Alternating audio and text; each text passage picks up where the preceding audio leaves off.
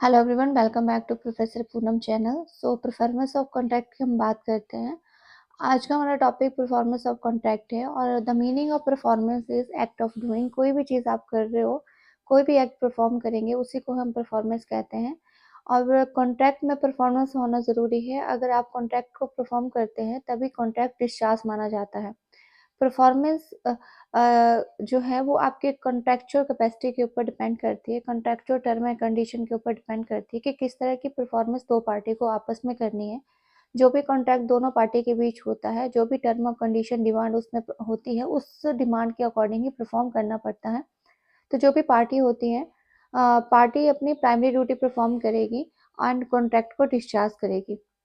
Performance of promise यानी जो भी प्रॉमिस किया गया है कॉन्ट्रैक्ट में उसको परफॉर्म करना है।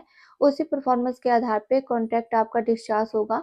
The meaning of performance of contract यानी कि पार्टी ऑफ कॉन्ट्रैक्ट, जो कॉन्ट्रैक्ट की पार्टी है, या तो परफॉर्म करेगी या ऑफर टू परफॉर्म करेगी, यानी दोनों पार्टी सिमुलटेनियसली जो जो उन्होंने प्रॉमिस किया है उसको करेगी। फॉर एग्जांपल, ए ने बी को कार देने का प्रॉमिस किया है और बी ने ए को पैसे देने का प्रॉमिस किया है, तो दोनों ही ने ही पार्टी ने परफॉर्म किया है।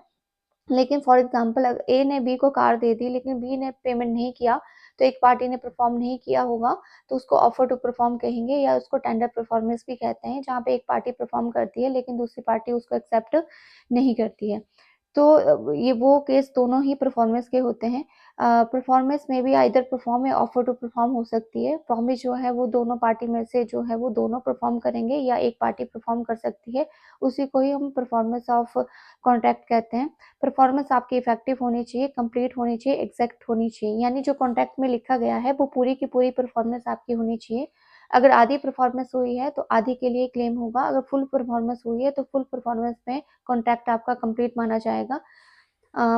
नेक्स्ट आपका आता है, एग्जाम्पल के तौर पे हम देखें, A promise to deliver goods to B. A ने बी को प्रॉमिस करने की बात की कि सर्टेन डेट पे या पर्टिकुलर डेट पे डिलीवर गुड्स हो जाएगी और वहाँ पे बी को 1000 देना पड़ेगा।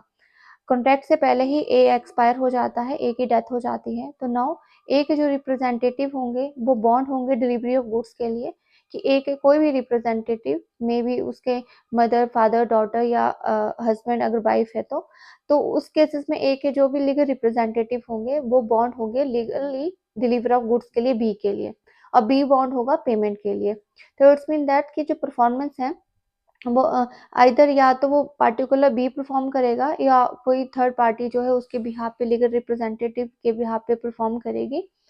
परफॉर्मेंस दो तरह की होती है।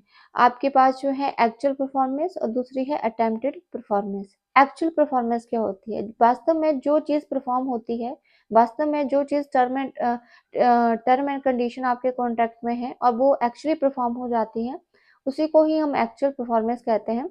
When party done to performance, जब पार्टी अपने परफॉर्मेंस को, प्रॉमिस को पूरा कर देती है, जो कॉन्ट्रैक्ट में टर्म एंड कंडीशन लिखी है, उसी को एक्चुअल परफॉर्मेंस कहा जाता है। एक्चुअल परफॉर्मेंस होने के बाद पार्टी कॉन्ट्रैक्ट से डिस्चार्ज हो जाती है, अपने अपने लाइबिलिटी से फ्री हो जाती है। For example, A agree to deliver 10 bag of cement at B factory. A agree हो गया कि वो 10 बैग जो है वो बी की फैक्ट्री में छोड़ेगा और बी ने प्रॉमिस किया कि उसके बदले वो पैसे देगा। ए जब सीमेंट की जो बैग है वो डिलीवर कर देगा बी को, देन बी वहाँ पे पेमेंट करेगा। So it is called to be actual performance. It's mean that कि दोनों ने परफॉर्मेंस को पूरा कर दिया है। ए ने सीमेंट के बैग दे दिए और बी ने वहाँ पे पेमेंट दे दी, तो उसको एक्चुअल परफॉर्मेंस कहा जाएगा। नेक्स्ट वन आता है attempted performance.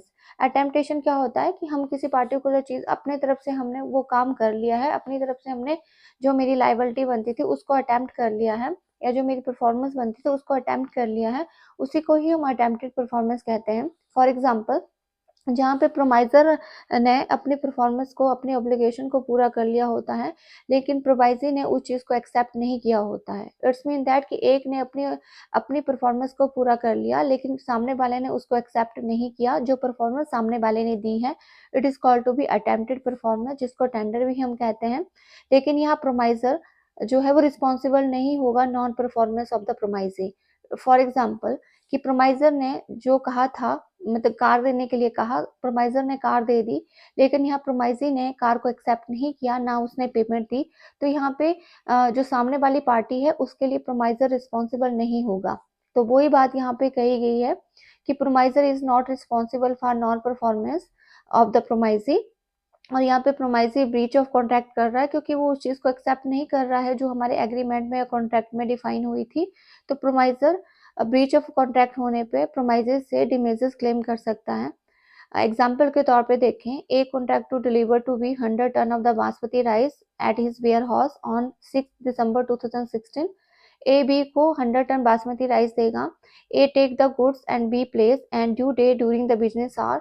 B without assigning any good reason refuse to take the delivery. अब ए तो 100 टन बासमती राइस लेके चला गया बी के वेयर हाउस पे, और बी ने वहां पे रिफ्यूज कर लिया, एक्सेप्ट करने से मना कर दिया। तो ए ने तो अपनी तरफ से परफॉर्मेंस कर ली लेकिन बी ने एक्सेप्ट नहीं किया, तो इसी को हम अटेम्प्टेड परफॉर्मेंस कहेंगे कि जहाँ पे परफॉर्मेंस तो अटेम्प्ट हुई लेकिन बी ने एक्सेप्ट नहीं की। तो यहाँ पे बी के द्वारा एक्सेप्ट ना किया जाना ए पार्टी के लिए नुकसानदायक होगा, तो यहाँ ए पार्टी बी से क्लेम एंड डिमेजेस क्लेम कर सकती है क्योंकि यहाँ पे ए का तो नुकसान हुआ ना, वहां जाके वो लेके गया है।